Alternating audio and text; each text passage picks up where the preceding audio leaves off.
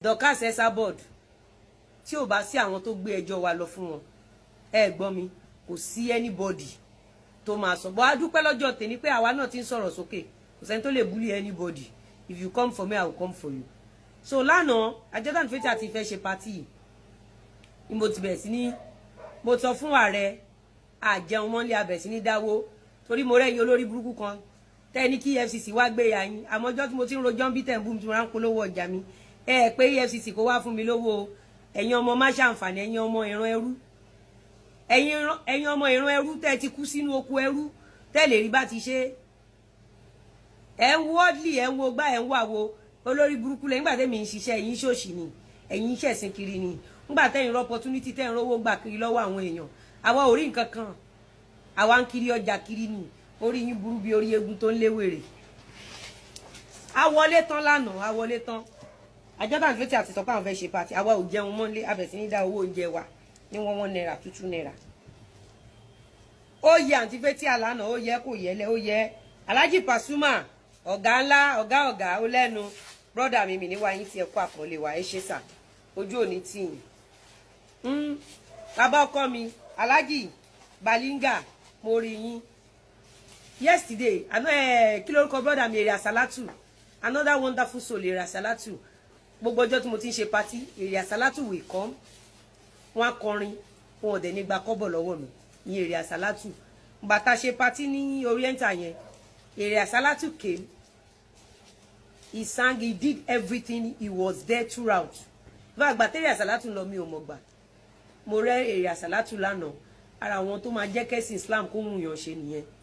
bọ̀dá yẹn ti dájú kọ́lọ́n bá mi gbé kọ́lọ́n bá mi ọlọ́run tó ń gbéga kó má gbé ṣubú kọ́lọ́run bá mi gbé ọwọ́ ẹ̀ sókè sí Èrè Àsálátù is a wonderful man is a wonderful man tẹ́ bá fẹ́ kọrin Islam ẹ pè Èrè Àsálátù ọ̀dì àní orí ẹ̀ wà ń bẹ̀ ó dúró digbí èmi ò ní purọ́ fún yín àwọn eléyìí ò ní níyín lára o àwọn eléyìí ò ní palẹ̀ mọ́ eré láago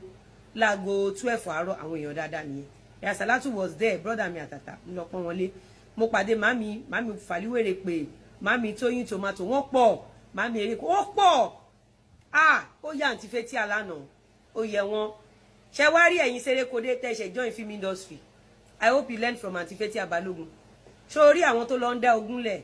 tó ń tiẹ̀ pé kó má bá Lágbájé ṣe kó má bá Tẹ̀mọ̀ Ẹ̀dù ṣe ìwọ ló máa forí dá gbé ogun ẹ̀ I hope you learn from àǹtí Faith Balógun àǹtí Faith Balógun ó ra ń dáṣà ayé ẹ̀ wọ́n á bu wọ́n á ṣe wọ́n á mọ̀ ìyẹ́ oníyà sínkọ̀ tó ní sọ́ọ̀sì tó bá ń bàjà tó bá pè é sí nǹkan rere abẹ́ ṣe ọjọ́ tàdé ti wà lórí social media ń bí àgbọ́ bíi pé àǹtí Faith Balógun pé blogger ó lọ ń ba ayé èèyàn jẹ́ àti ìgbọ́ lórí kan nìyí àgbọ́rí o abẹ́yìn gbọ́rí ibi tí blogger mi ti máa sọ pé wọ́n pe òun for 1 hour pàǹtí Faith Balógun pé òun for 1 hour kò sí rí ẹ̀yin èèyàn wa ẹja lajú nílẹ̀ Yorùbá ẹja lọ ajé má yẹ ká fọwọ́ ara wa báyé ara wa jẹ́ ẹ má jẹ́ ká máa hùwà bí àwọn òpònú àwọn kan ẹ má yẹ ká máa hùwà bẹ́ẹ̀ ẹni tó bá da ẹ jẹ́ ká sọ pé ó da ẹni tó bá kù díẹ̀ káàtó ẹ jẹ́ ká sọ pé ó kù díẹ̀ káàtó